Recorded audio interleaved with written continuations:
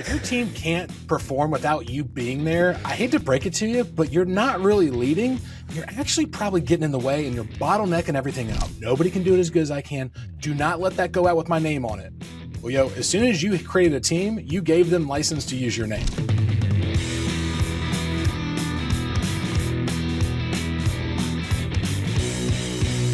All right, y'all, if your team can't perform without you being there, I hate to break it to you, but you're not really leading. You're actually probably getting in the way and you're bottlenecking everything up. But before we dive in, if you're a team leader trying to scale without burning out, do me a favor. It really helps, but hit that like and subscribe button because this content and this series is just for you. And we want to make sure that you're getting it. If your team can't perform unless you're in every deal, fuck it. Brad has been performing consistently for over 20 years. So Brad has been part of over 3,500 closings. Couldn't you've done this. You built teams. You've seen people build teams and do it the right way, the wrong way, all the different things that can go right and go wrong. And I've been coaching for a couple decades, coached thousands of people through this. So let's go through and talk about like, man, what does it take to get through this? Like you're closing deals, your team is producing, but you still feel like you can't leave for 5 minutes because you can't, right? Like you're the point where like, if you do, stuff falls apart and it is not a pretty place to be. So let's give them some practical things on why it happens and what you can do to do this and get through the crazy. Yeah. I mean, I've seen it time and time again where these teams they're good, they're functional, but they're always in chaos because nobody has ownership over their role because the team leader is a micromanaging psychopath because they're telling themselves, nobody can do it as good as I can. Do not let that go out with my name on it. Well, yo, as soon as you created a team, you gave them license to use your name. So either they don't need to be on your team or you need to trust they can do their job. And people aren't good at doing their job if they're micromanaged. Well, and it doesn't feel bad at first, right? Like you start your team and you're kind of the bottleneck, but like you're also the hero at that point, right? Like, man, I whenever I hear someone say like, I love helping my team, I love solving problems. Like, I get where you're coming from, but like also do you have hero syndrome, which is like, man, anytime there's a problem, I swoop in and save the day. That's awesome until you're on vacation and you don't want to swoop in for 2 weeks. You know what I mean? And then it's like, oh, shoot, right? And then you're like, one of your agents calls and you're actually resenting it. At the same time, you like being the helper. So like it creeps up over time. And here's one of the reasons that I think that this starts. In the beginning, it starts because like there's several phases to a team. Or any business. The first phase is the fun phase, which isn't really that fun. But phase one is like, let's see if we can do this thing, right? Like phase one is like, we want to build a widget. Let's see if we can build it. And I like you, you like me. We should work together. Absolutely. And then it's like, shit, we sold 20 widgets. That was pretty cool, right? But that mentality of like, it's a mentality of like everybody just grab an oar, right? Like let's see if we can get to the other side of the river, and everyone just kind of grabs something, and that works for a minute. But then what you realize is pretty soon you get 5-6 people, and all of a sudden you see people, the same person is touching an email for 4 people are touching the same email, right? Yeah. There's no consistency to like, do we give a refund? Do we not give a refund? Like there's no process. And what happens is you get people stepping all over each other. And in the name of, we have a great team, we love helping each other. It's like, no, 3 people are doing one job. This is not good. So you got to get through what we're going to talk about right now is you got to get through whitewater. And whitewater is like the chaos of like, well, when do we give a refund? We should probably have a process for that, right? Right? Who is responsible for making sure that the pictures got ordered, right? Because it can't be all 4 of us. That's not working anymore. And then if you get through that phase, you can get to predictable success, which is beautiful, but we got to talk about this part. Yeah. So I think the building stage in a team is just like the honeymoon in a marriage, right? It's fun because you're building something. You give each other grace. You might fart a little bit. It's cool because you're still kind of getting to know each other. But once you get to that plateau of like, it's a drag. It's every day. Marriage is really a better analogy than I thought. It's a drag. It's an everyday thing. You got to empty the dishwasher. And then all of a sudden you notice that you're the only one emptying the dishwasher. So thank you for coming to my therapy talk. Stick around for more of Brad's marriage advice. Yeah. No, it's good. And then it's really not good. You should go get married. No, that was great. That was a great plug for yes, the harmony. Our marriage. We're going to be hosting a marriage retreat. If anybody wants to, I'm just kidding.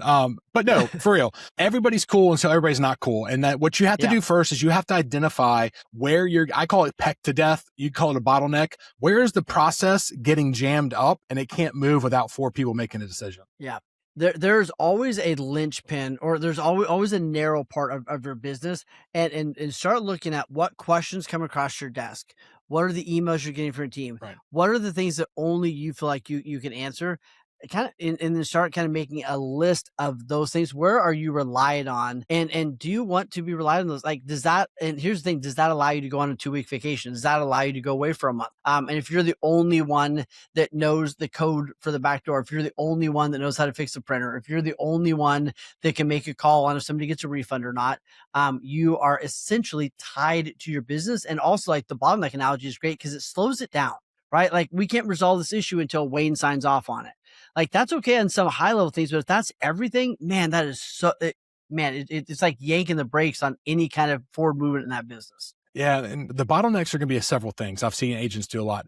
Pictures. I need to see every picture. I need to approve every picture. Okay, cool. Or I need to be there when the photographer takes pictures. First of all, Oh my gosh, let's take all the time that you put in that. I can't even with that one, but keep going. Yeah. Let's take all the time that you put in that and imagine, just imagine you put that time into training somebody on how you like photos to look, right? So yes, you're still doing it for the next 2 months, but you're also training somebody. And the problem, I want to say the problem so many times, but one of the ways you can resolve this is have a conversation loop closer. Hey, I picked out the top 25, Brad, and for the next 2 months, I'm going to let you look at them once I picked them out.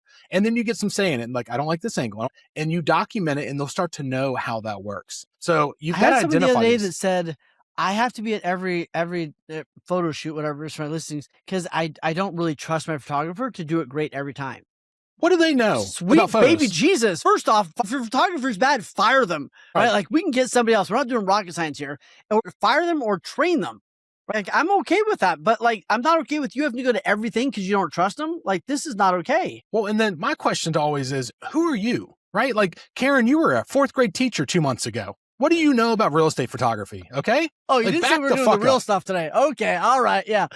Okay. Yep. I'm a professional photographer and I don't even go to the photo shoots, but I'll send their ass right back out there if I don't like, if the toilet seat's up, if a thing, if the lights aren't on, I will send your ass right back out there. Absolutely. Absolutely. And it could be even as, it could be as clear as like, hey, let's just talk about photos. Let's standardize it, right? Hey, here's what you say to your client that's going to happen. Here's the email that goes out to them, 2 days before the photos. Here's what this needs to look like. Hey, with the photographer, here's the expectations. Here's the sample pictures. It better look like this. Here is our review, right? If you do have a question and it's about, if this is off, don't tell me, tell the photographer, right? Or if you need approval on something because it's sketchy, here's what would merit you asking me about these before they go out. A simple, beautiful little process that might take 30 minutes to figure out, and then you're done and you don't have to do it 1,000 more times. So to identify, we know we're harping on photos for a minute, but to identify these, what you need to do is after every single file closes, or even during it, document where it got gummed up. Document where somebody called you and said, hey, how do I do this? Or do you approve of this? And just write it down, y'all. Keep it in your phone, because if those things become consistently the same thing, there's a way to solve it.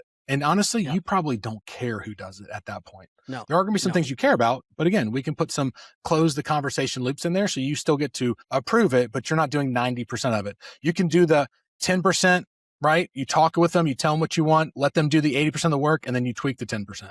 That's what I like to do if I want to be involved in that idea. Yeah. Hey, really quick, you know how YouTube works. Like and subscribe so we know this is working and it keeps pushing the content out. Yeah, this is what we do as a passion project. Wayne got his own coaching, I got my real estate, but we've come together because we want y'all to learn from all our scars and mistakes. So that like and subscribe means the world to us, because it means you care and it means we can keep giving, and also it makes us look cool with my mom.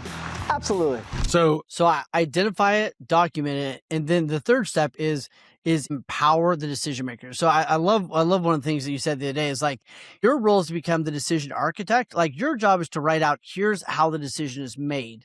And then your decision is not make those decisions anymore, right? It's like, here's how to make this decision. Cool. Here's the thing. And then your job is to let them then, or force them then to go make the decision. So give away the task and the responsibility. And I think that sometimes we give away the task, but we hold the responsibility. And maybe we need to do that in the raising up phase, but pretty quick, I should be able to give this person the task and the responsibility. And I think a lot of times we see that, like, they gave the task, but they held the responsibility, which means you didn't actually give it away. Yeah, you didn't empower them to make decisions. So they're afraid to make decisions because they're going to get yelled at. So that's a big key there I want to share with people. If people make a mistake, do not burn the house down with them, right? Take a minute and look at it and say, do you think they did it on purpose, or do you think our system is off? Now, if your system's on point and everything else stacks up and they keep making a decision, you hired the wrong person. Yeah.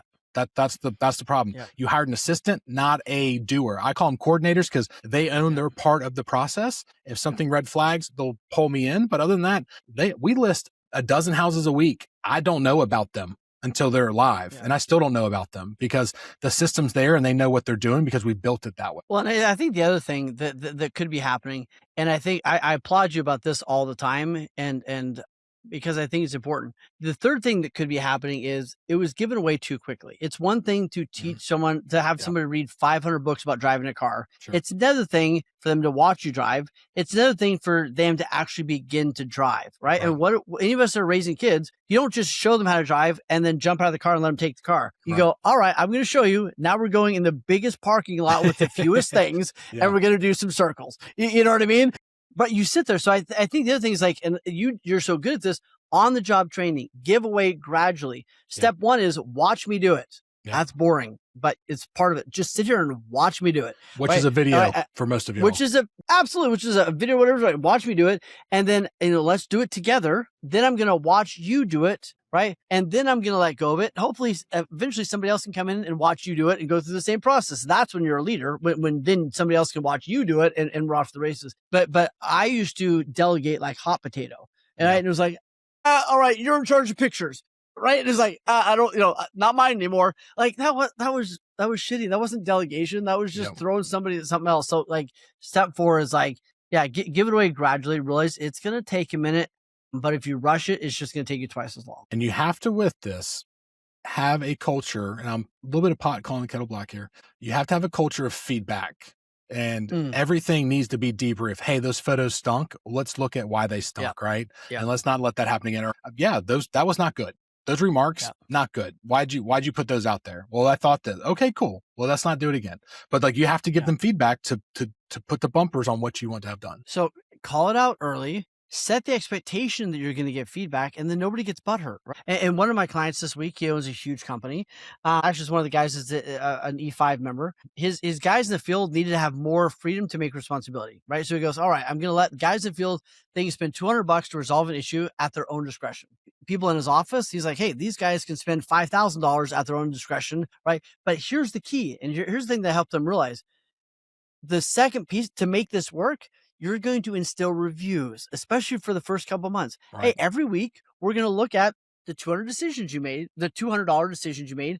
I'm going to give you some thumbs up, some thumbs sideways, or some thumbs down. Right? Hey, every week we're going to look at the big expenditures you made. I might not love them all, right? Or I might the expectation is I'm going to give you feedback weekly on what those were, so we can improve and grow and change, and you can really understand where I would spend that money. It's not punitive. It's like, oh, these $200 decisions, great. This one, I would have done this a little different. This, let's never do that again.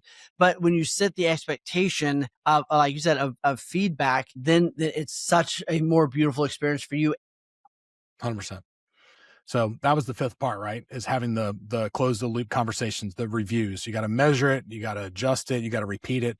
And if you have the system in place, and this is where you've got to stop and do it, you got to create that system at the very beginning. But it can be a working system. So as you have these reviews, these debriefs, you're finding out this cog didn't spin when it needed to.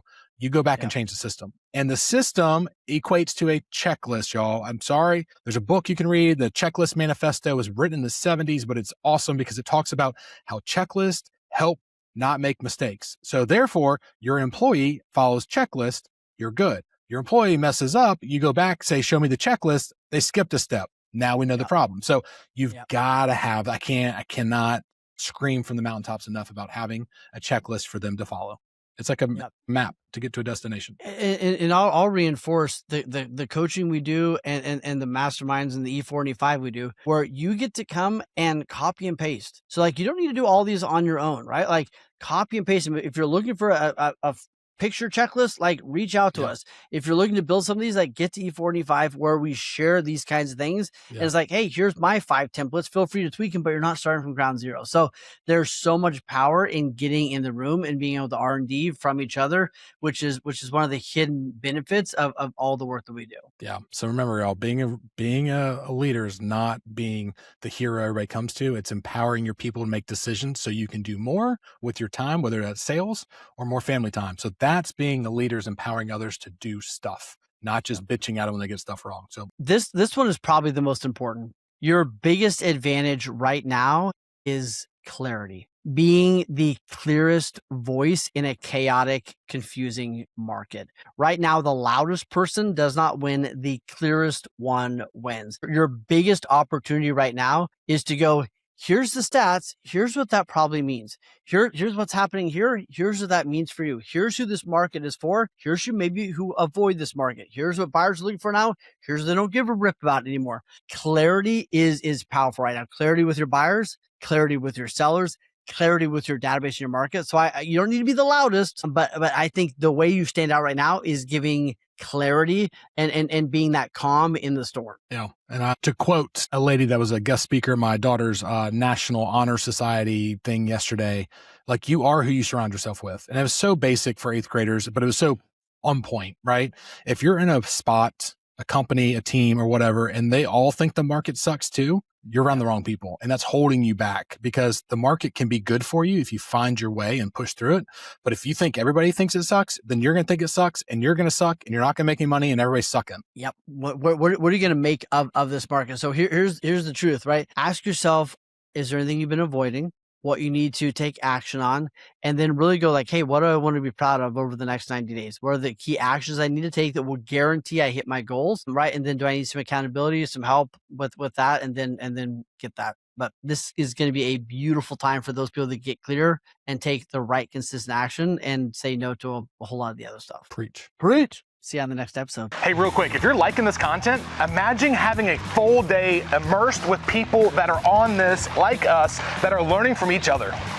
Man, we do these kind of events, these intensive, a couple times a year. And if you know that you are the smartest person in the room and you need to get in some other rooms, this is the place to be, right? So apply, send us a message right now. We'll send you the application link and see if you are the right fit to be in one of the rooms.